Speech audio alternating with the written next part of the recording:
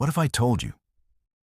Tomorrow morning, you wake up, check your bank account, and it says zero. Your job? Gone. Your savings? Gone. Your future? Uncertain. Sounds insane, right? That's exactly what happened to millions of Americans in 1929. This wasn't just a bad year. This wasn't a small recession. This was the moment the richest country in the world fell flat on its face. Welcome to the Great Depression. Back in the 1920s, America was on fire, in a good way. The economy was booming. People were making fast money. The stock market looked unstoppable. It was called the Roaring Twenties. Jazz music, new cars, big cities glowing at night. Wall Street turning regular people into overnight millionaires. Or at least, that's what they thought. Here's the crazy part. People weren't just investing. They were gambling, buying stocks with borrowed money. It was called buying on margin. You pay 10%, borrow 90%. If the stock goes up, you win big. But if it drops, you're done. And in October 1929, it dropped hard. October 24th, Black Thursday. Panic hit Wall Street. Investors started dumping stocks. Prices fell. Then came Black Monday, then Black Tuesday. On October 29th, the stock market completely collapsed. Billions of dollars vanished in hours. Life savings wiped out. Businesses ruined. Families destroyed. People who felt rich on Monday were broke by Friday. And that was just the beginning. Because when the stock market crashed, it triggered something worse. Fear. People rushed to banks to withdraw their money. But here's the problem. Banks didn't keep all your money inside. They loaned most of it out. So when everyone showed up at once, the banks couldn't pay. They shut down.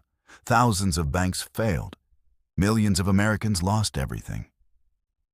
Imagine standing outside your bank in freezing weather, waiting in line, hoping to save your savings, only to hear, "We're closed. Forever. No insurance, no backup, just gone." Businesses started collapsing next. Without bank loans, factories shut down, stores closed, production stopped, unemployment exploded. By 1933, nearly 25% of Americans had no job. 1 out of every 4 people. Think about that. Entire neighborhoods with no income, no safety net, no plan. Families sold furniture just to buy food. Men stood in bread lines for hours. Soup kitchens became normal. People built makeshift homes out of scrap wood and metal. They called them Hoovervilles, blaming President Herbert Hoover for the disaster. But here's something most people don't realize. The Great Depression wasn't just about money. It crushed confidence. It destroyed trust. Trust in banks, trust in government, trust in the system. When people stop believing in the system, everything feels unstable. Farmers were hit even harder. In the Midwest, a massive environmental disaster struck. The Dust Bowl. Severe drought, massive dust storms, crops destroyed, farms ruined. Families packed whatever they could carry and drove west, hoping California had work. Many found nothing, just more struggle. The American dream? It felt dead. But then, something changed. In 1933, a new president stepped in. Franklin D. Roosevelt. He promised action, bold action. He launched what became known as the New Deal. Government programs created jobs. Banks were restructured. The FDIC was created to ensure deposits. Public works projects built roads, bridges, dams. Slowly, very slowly, America began to breathe again. But recovery didn't happen overnight. The Great Depression lasted nearly a decade.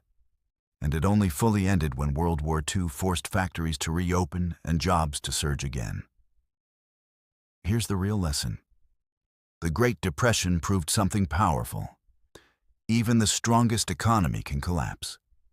Even the richest country can fall. And confidence, once broken, is hard to rebuild. But it also proved something else.